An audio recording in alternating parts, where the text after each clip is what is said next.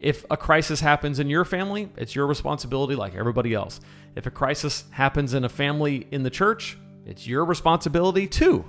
And most people don't have that burden hanging over their head all the time. You do. You also have the burden, if you preach and teach, having to be in a place spiritually, physically, mentally, emotionally able to develop a sermon worthy of Sunday, get up and preach it week after week after week. That takes a toll. You have to take time off. You have to take time away from your responsibilities. I don't mean time away from being a Christian. That's not what I'm saying. I'm saying time away from being in your role and under the weight of all this responsibility as a constant. This is why there's two things that I always did when I was in ministry working full-time at churches before I went full-time with Preaching Donkey. Number one, when I had a day off, it was a day off. I protected it like I was protecting my firstborn child. I would turn my phone on Do Not Disturb. I would not set meetings on Fridays. I didn't do anything work-related if I could help it because I needed a break from the constant pressure. Even though I loved the work, loved the vision of the church, loved the people I worked with, I needed a break. As long as I was protecting that, on the occasion that that day was interrupted with something that I couldn't help, I could live with it because most of the time that day was protected.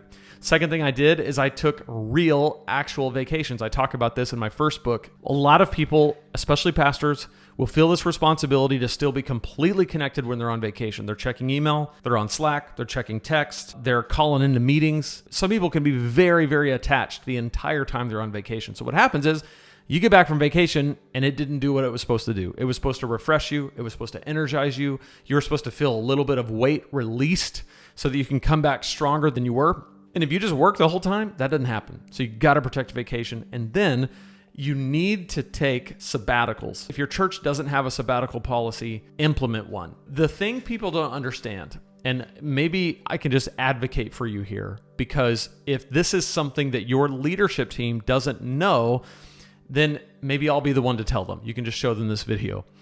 In a lot of professions, people will say, well, I'm an accountant. I don't get a sabbatical. I need a sabbatical. Or I work for, such and such company and they've never given me a sabbatical. It can seem unfair to someone who doesn't fully understand why it's so necessary. When you are a pastor, even when you do vacations the way I just described, where you really try to get away, and even though you guard your day off, you're never really free of the burden that anytime anything happens to somebody in your church, it's your responsibility to handle. If a crisis happens in your family, it's your responsibility like everybody else. If a crisis happens in a family in the church, it's your responsibility too. And most people don't have that burden hanging over their head all the time. You do. You also have the burden, if you preach and teach, having to be in a place spiritually, physically, mentally, emotionally able to develop a sermon worthy of Sunday, get up and preach it week after week after week. That takes a toll. You have the burden of people seeing you, that you're supposed to be a professional speaker, a world-class leader, a fundraiser, a counselor, a human resources director. You're supposed to be the master of ceremonies and be impeccable at it and do it at a moment's notice, and a pillar of virtue. And so is your family. And that weight, most people in most occupations don't have that kind of weight on top of them. And then you add the spiritual component of you're representing, to a lot of people, you're representing the divine. You're representing God. The weight of that and the toll that takes on you and on your soul has to be taken into account. So if your church doesn't have a sabbatical policy, I think every 7 years should be a minimum. If you can do it more often, that's great. But I think every 7 years to get like 3 months off minimum is a good rhythm. Doesn't have to be 7 years, could be 5 years.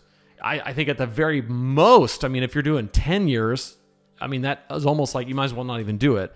But I think 5 to 7 years where you get a good solid 2 to 3 to 5 months even off. And I don't think you should just work the whole time. I don't think your sabbatical should be like, you have to go write a book, or you have to read 200, books and come back and report on it, or you have to go around to these different churches and do research. That's not a sabbatical. That's a working vacation. You can do things on your sabbatical that feel your soul, that fill you up, that give you life, totally fine. But minimize the expectations and maximize the freedom. And what will happen is you'll start to kind of be able to finally decompress from some of that pressure. And then when you re-enter, you're able to handle more than you would have, because it's like this hourglass with the sand just draining. And you got to flip that thing over and fill it back up. So that's my advice to you. Please, please, please take care of yourself. These expectations can be unbelievably weighty. Do not crush under them. You will let people down. It is okay. In most cases, they'll get over it because they have to. All right, I love you. I want you to succeed. Until next time, remember, if God can speak through a donkey, he can speak through you, and he can speak through me. We'll see you next time here at the Preaching Donkey Podcast.